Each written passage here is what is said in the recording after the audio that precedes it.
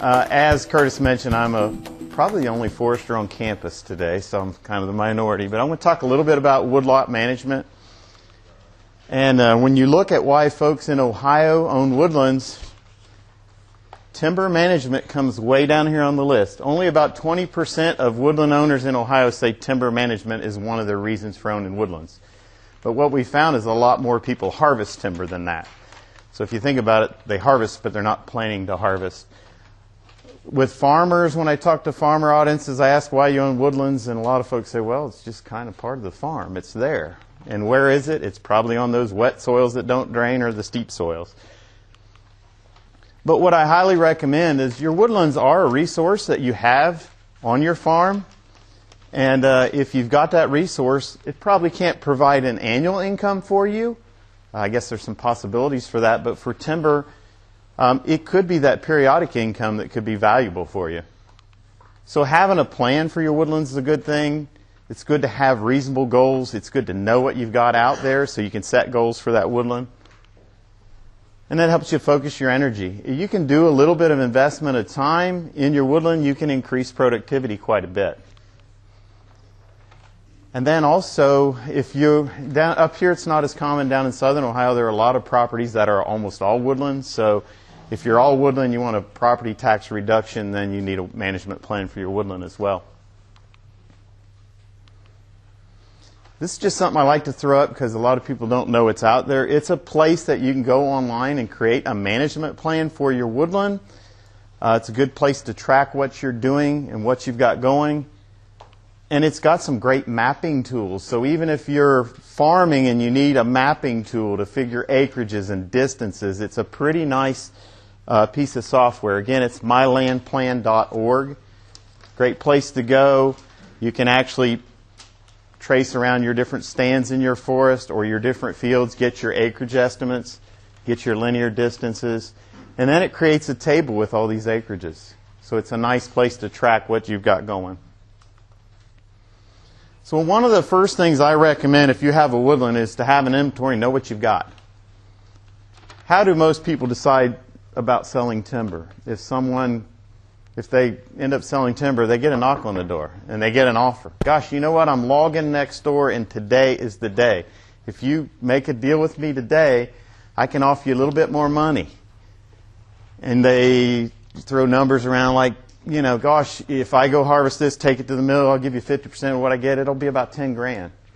You're like, 10 grand? That seems like a lot of money, but I don't know what I've got out there. What's it worth? How many acres of woodland do you have? How many trees do you have per acre? What are they worth per tree?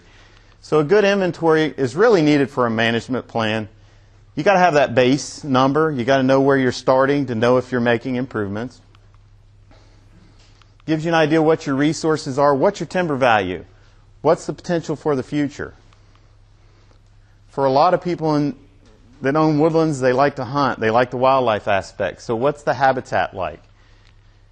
And then what's going on in that woods? Do I have insect and disease issues? If you're up in northern Ohio, you've dealt with the emerald ash borer problem, and you've got a lot of dead ash trees or they're gone, and now you've got things that have happened afterwards, maybe invasives coming in.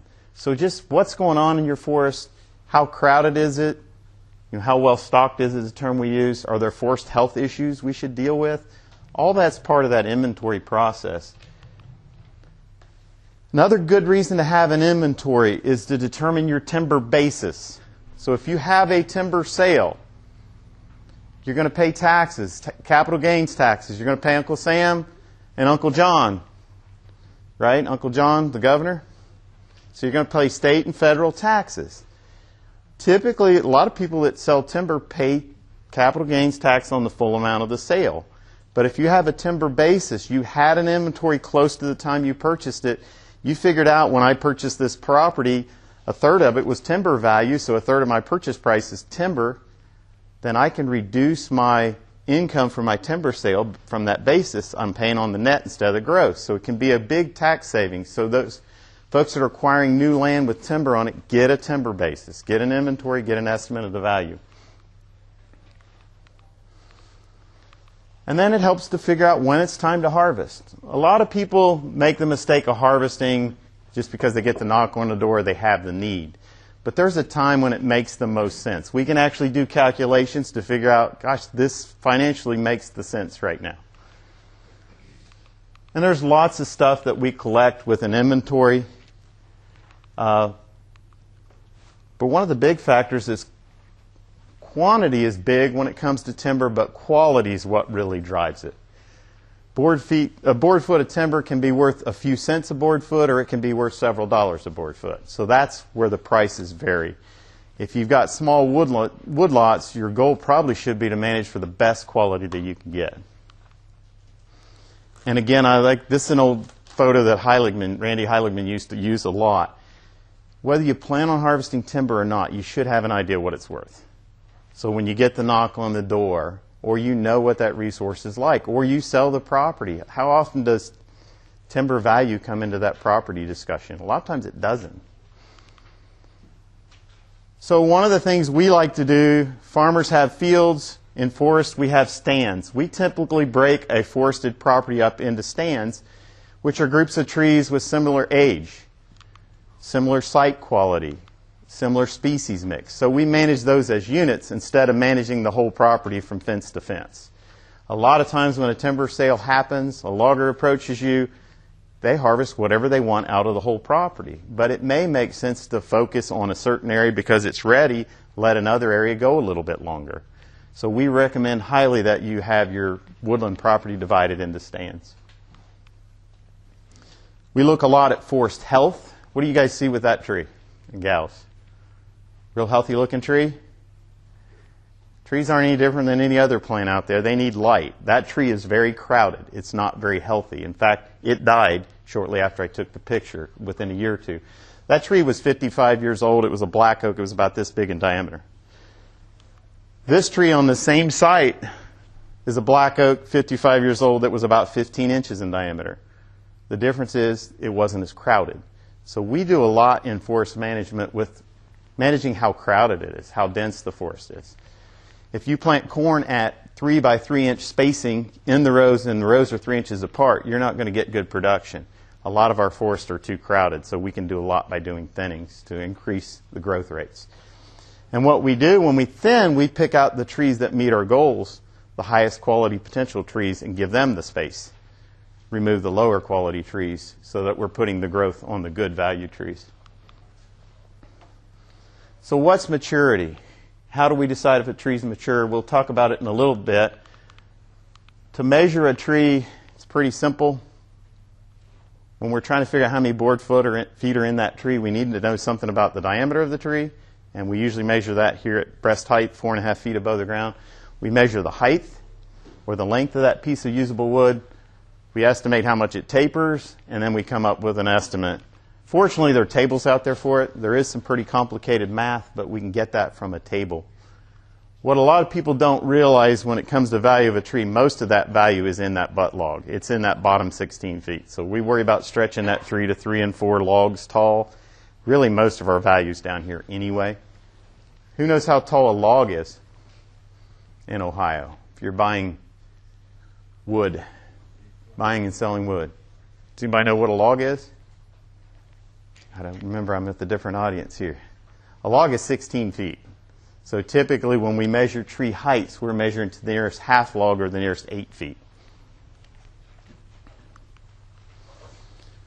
As I mentioned earlier, probably the biggest thing, though, is we've got to know something about quality. Quality drives the value of your woods, and so you need to understand the quality aspects of it. You get the knock on the door, you decide, gosh, I need some income. I got a kid going to college or whatever. I got a health crisis. I need some money. Is your woods ready to harvest, and how do you decide it? Is what I want to focus quite a bit on. Really depends on you and your goals and objectives. For me, I live in 30 acres of woodland in southern Ohio. That's my therapy. That's my fitness club membership. It's just good for me to spend some time out there. But a lot of it depends on condition out there. It depends on the value of the trees as they currently are. Depends on risk. Anybody know what that bug is? Asian longhorn beetle. It's down in Claremont County. Hopefully it's not a risk for most of us, but you need to be aware of it. If you're an absentee landowner, that's another risk. recent timber theft in Vinton County, $2 million of timber stolen from an elderly gentleman. Thank goodness the Attorney General got involved and they prosecuted under elder abuse statutes. What are the markets doing? Timber markets fluctuate. What changes which species is high one year and down the next year? What controls the prices? Demand. And what controls demand? What's hot in the market? What are they making kitchen cabinets out of? What's hot with flooring?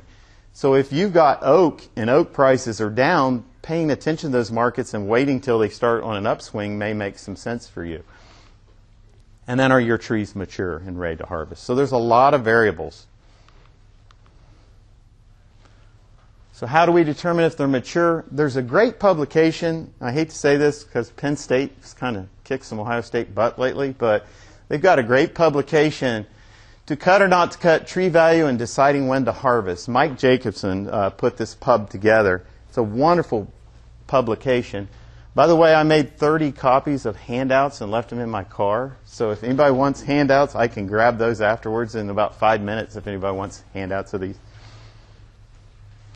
But we can actually do the math and we can calculate where financial maturity is. We can figure out what our alternative investments could be and where it makes sense to harvest timber. We normally don't get quite that complicated with it. There's a fact sheet that's been updated in our system about financial maturity of timber sales as well. So between the Penn State pub and this pub, I'm going to go through a couple of the highlights.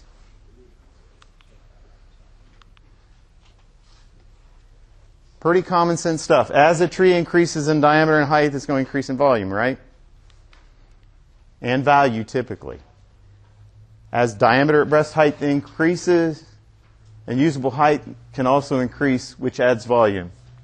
So as a tree increases in diameter, it's not getting a whole lot taller necessarily, but what's up there is getting tall enough to be saleable, or getting big enough to be saleable.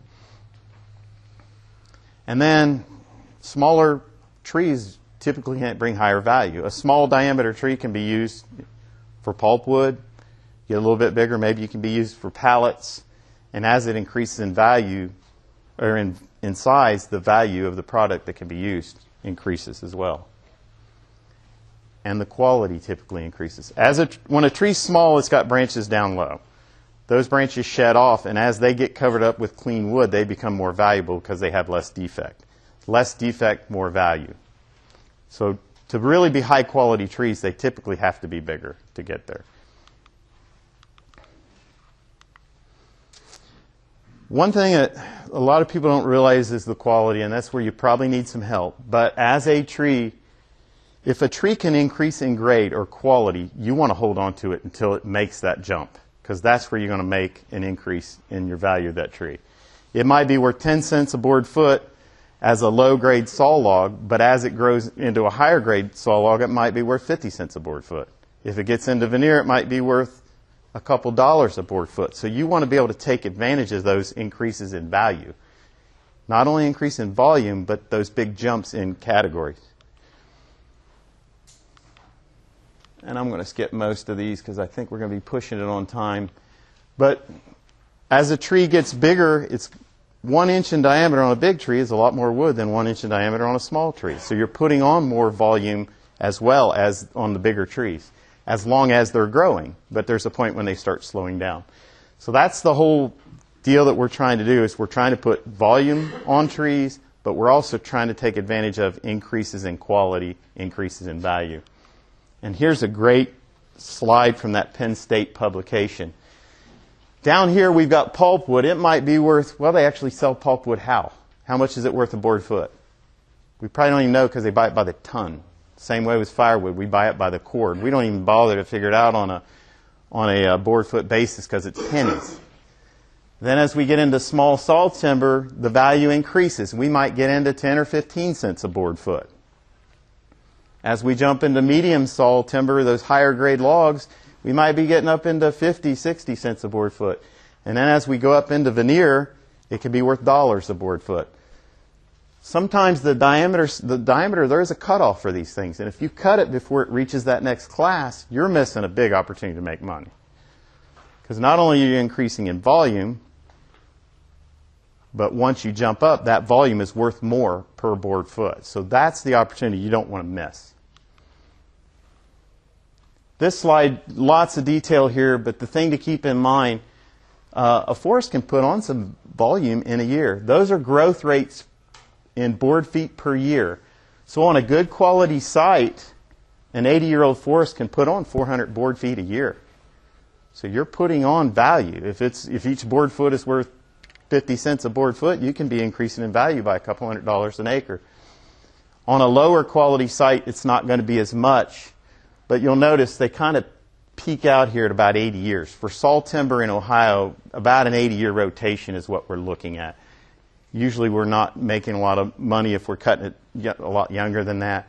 And if we wait too long, we're starting to decrease because the trees are starting to get older and slowing up. Why is tree grade important? Those numbers are way too small, but down here for walnut, for instance, 15 cents a foot for blocking, really a low grade, 15 to 60 cents a board foot. But when you look at prime, it's $2.50 a board foot. If you're looking at veneer, it could be more than that. So the difference between 15 cents a board foot and $2.50 a board foot is what we're talking about if we can increase in quality. Timber sale price reports are available. I'll show you how to get to those here on the next slide. But Ohio OSU Extension helps with these with Division of Forestry, and twice a year you can get the timber price trends. They break it up by region. So we've got a west, a northeast, a southeast, and a statewide region. You'll see prices for stumpage and prices for delivered logs. Stumpage are trees standing in the woods. And the price of stumpage is quite a bit lower than the price of logs. Why is that? What's that? The work's done. That's exactly right. There is a cost to cut the tree and get it to the mill, so that's the difference there. So timber price reports, you can find it at either one of these websites. This site's a little bit behind because we had a transition. We've got a new person in there that hasn't quite got the website caught up. But either one of those sites you should be able to find the timber price reports. If you want to learn more about hardwood, grade, logs, and tree quality, there's a fact sheet that Eric McConnell put together, again available through Extension. Here's an example. I love this example from Penn State again. 12 to 14-inch trees are worth $602 a thousand board feet. So that's 60 cents a board foot. An 18-inch cherry in Pennsylvania at the time was worth $2.36 a board foot. These trees have 7 rings per inch. So in every 7 years, they're growing 2 inches. So if we think about a 12-inch tree today, it's got 59 board feet in it, and it is worth $35. You wait 7 years, that tree almost doubles in volume. But it's still worth the same per board foot, so it's only worth $67. It's doubled in value because it's got twice as much volume. When it jumped up to the 16-inch class, it doubled in volume again, but then it went to $330. So it quadrupled in value because it not only doubled in volume, but the price per unit doubled. And then finally, when it got into this 18-inch class, it got up to $792, the value of that tree. So if you would have missed these last couple jumps where the price went up per unit board foot, you could have lost a lot of value in those trees. So cutting a tree too small, nothing kills me more than seeing a tree that's cut too small and you're missing the opportunity to jump up in quality and increase in value considerably. Just another way to look at it. But the rate of return by allowing it to jump into the quality is 18%. That's a pretty good investment. It makes sense to leave that in the woods if you can afford to do it. So it really comes down to most woodland owners aren't trying to maximize timber value or timber income from their woods, but it is good to know about it. If you're going to do a harvest, making that mistake of cutting even 5 years too early could really decrease your potential income. But most importantly, if you're selling timber, here's where my bias as probably the only forester on campus today comes in, is work with a professional forester to help you with the process. There's a lot of complication that you don't deal with on a regular basis and that they do. So they can help you with the process of getting a management plan together and help you with the timber harvest. And when you decide to harvest, we recommend that all trees that you're selling be marked. Why do we do that? So you know what you're selling. And when you mark it, you have a list of what you're selling. You can actually, it's like having an auction. You see in the paper there's a sale bill. Well, we can create a sale bill for your timber. We can have a tally of how many walnuts, how many oaks, how many cherries. And then also when you get multiple bids on that timber, everybody's bidding on the exact same trees. You're comparing apples to apples now. Know what the markets are doing. Avoid what we call high grading. Take into account more than just the diameter of the tree. Harvest trees that are mature. Harvest trees that make sense. Harvest some of those low value, high risk trees that are probably going to die before you can harvest again. But don't remove them before they reach their highest grade potential, or you're going to cut your income potential down. Think about a good logger who can directionally fell without damaging residual trees. Nothing bothers me more than to see a timber harvest that damage that future potential with the felling. Soil productivity and BMPs. Logging when the conditions are not right does a lot of damage to your woods. And more than anything, make it competitive. One bid, the knock on the door is not competitive, and usually that's lower than you would get if you make it competitive. It's common sense. Selling on shares, stay away from. 50-50 deal, don't do it. Do what we call a lump sum sale. You mark the trees to sell, you advertise, you get a sealed bid, and then you get paid in full before the harvest. What can go wrong with a 50-50 or a share deal? Everything. You may never get paid. You're actually a partner in the deal, so if something happens, there are different tax liabilities. Lots of reasons not to do it, but most importantly, you know what you're going to get, you can make a decision on that day, and then you get paid prior to the harvest. Think about what the harvest is going to do to the regeneration, the new forest coming in, invasive species. That's where a forester can really help you. If you're thinking about harvesting timber, callbeforeyoucut.com. 877-824, oh gosh, I'm drawing a blank. 8288, I believe. There it is. 424. 877-424-8288. You call that number or go to that site, DNR, Division of Forestry, will send you a packet of information on how to sell timber, give you lots of background info. If you go online, I actually get all the emails for the state, and I can help you with that process. If you're thinking about hiring a forester, we have consultants listed over here. We have industry foresters, and we have state service foresters. If you want to get a management plan written, service forester is a good place to start. If you want to have a timber sale, you probably want to work with a consultant. Industry foresters are good foresters, but they work for the industry. So if you're selling timber, who are they representing in a transaction? The timber company. So you don't want to deal with them when it comes to selling timber. And with that, I'll take some questions. How are we on time? Got 5 minutes. Oh, I rushed through that a little bit. We'll put these websites back up a little bit. Any questions at this point? Yes, sir. Is that callbeforeyoucut.com or .org? Callbeforeyoucut.com. If you do a Google search for Call Before You Cut, Call Before You Cut started in Athens as a trifold brochure back in the 90s. Just a group of people said we need to get information out.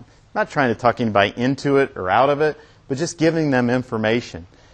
We went statewide in 2006. We're now in 10 states. So if you go to callbeforeyoucut.com, you're going to get a map, and you click on Ohio, and then it'll pull up the Ohio-specific info. Yes? What's the smallest amount of acreage that they like to buy or work with? It depends where you are in the state. If you're in southern Ohio, Repeat the question. question is what's the smallest acreage that loggers will work with? And that varies depending on where you are in the state. In southern Ohio, we have a lot of larger logging companies that don't like to mess with small properties. If you get in urban fringe areas, there are people that have adapted that have smaller equipment. It really depends on the quality. If you've got small acreage but very high quality, you'll find a way to be able to market it. If you've got low quality and small acreage, it's going to be hard to move. But if you get high quality, there are people in northeast Ohio with small crews that will actually climb trees and remove limbs to fell them because the quality's there and they can afford to do it.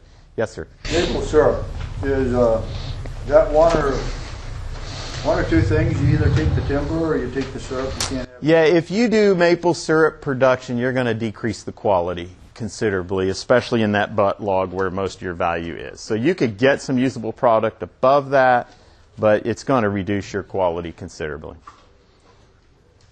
Not to say you couldn't do some harvesting, but it's going to reduce it. Now, most people don't have pure maple stands either, so you could manage the trees around them and between them. Yes, sir. So as we harvest trees that are mature, Yes, sir. is there a certain species that we can replant? Typically in Ohio, we don't need to replant because we can regenerate naturally. And that's where a forester knows your soil and site conditions and helps you decide what to try to grow in the future. And the type of harvest, how heavy of a cut is going to favor different species. Some need a lot of light to get regenerated. Things like maple can regenerate in almost total shade. So the type of harvest is going to drive the species. So you need to match the harvest with the site. And that's where that forester's experience is going to come out and say, okay, you're on this kind of site. It's a little wet here, so we're going to manage for this versus something else. But we typically don't plant in forested settings. We typically plant in open areas to get back to forest, but we typically don't do a lot of planting, with the exception of things like emerald ash borer, wiping out all the ash in ash-dominated woods. We might have to supplemental plant in a place like that. We have a lot of farmsteads that have at some time in their past planted a grove of walnut trees. What's the expectation for those, and how long into the future, what kind of management? The tough part about walnut plantations, to grow good quality walnut, you have to be on a good site. And typically that is a well-drained, deep soil. Typically, a lot of times even in a floodplain, it's your best corn ground a lot of times. So a lot of these plantations are not on really good sites, so the expectations aren't really great. So if you're thinking about planting walnut, especially, do the homework and do it on the right site, or else you're not going to get a return and get the good quality timber off of those sites. They produce a pretty deep taproot, and they have to have deep soils to be productive.